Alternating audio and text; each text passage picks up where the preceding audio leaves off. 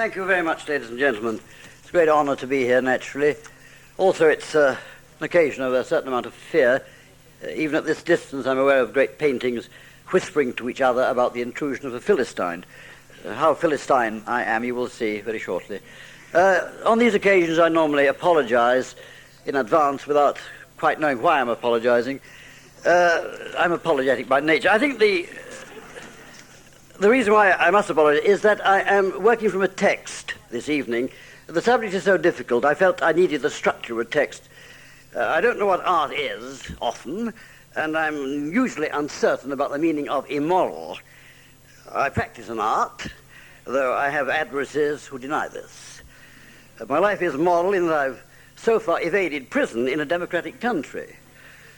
On the other hand, I've been engaged in the international sport of cheating the state of lawful revenues, travelled second class in a first-class compartment, committed fornication, blasphemed, used obscenities, and been drunk. Above all, I have lied. Oscar Wilde's last words in that preamble to Dorian Gray are, "All art is perfectly useless." When art wants to be useful, then we're probably justified in saying that it's not art. If art is not useful, what is its use?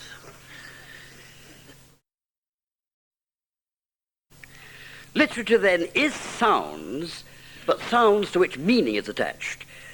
Not phones, but phonemes. Literature at its purest, meaning its most poetical, is essentially the manipulation of phonemes, or sounds, already manipulated into words. Words belong to the great world which exists outside art.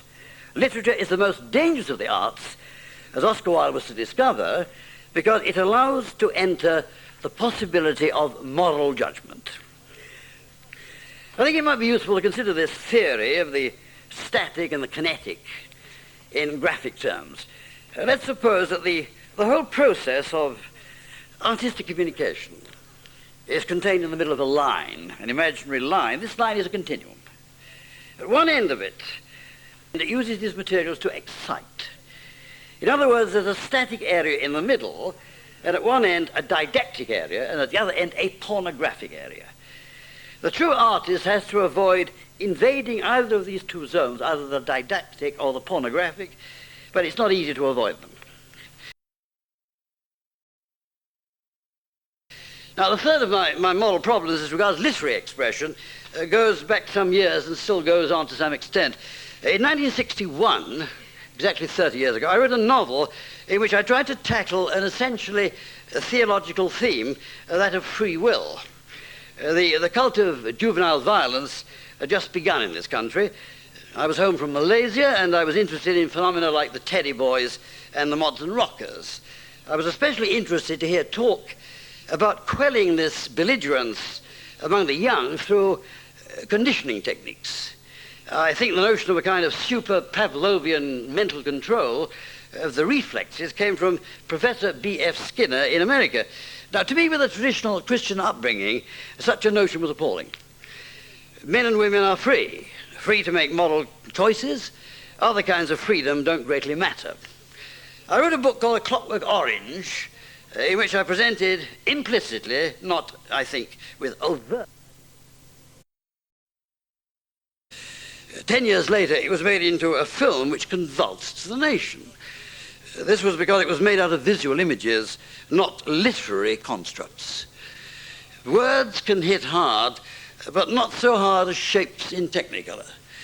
The film was alleged to have been the cause of gratuitous violence among the young. Parliament asked for it to be banned. The director, Stanley Kubrick, an American living at Boreham Wood, was apparently threatened by guardians of public order. The film exists elsewhere as Urwek Orange or Naranja Mechanica and so on, but not here. Kubrick committed a secondary sin in making the film, but the primary sin was regarded as my own. And yet I'd done my best to avoid the pornography of violence through the employment of verbal tricks. I wrote the novel in a weird invented language, a mixture of Russian, rhyming slang, the gypsy bolo. invented language of all kinds in order to make the violent substance of the book difficult for the reader to reach. By the time the reader had deciphered a phrase like, I gave him a Tolchok on the rot and dratted him with my ouzo on the otchkes, the referent had, I assumed, already passed by. There was no real possibility of corruption. But in the film there was total explicitness, and for this I was blamed.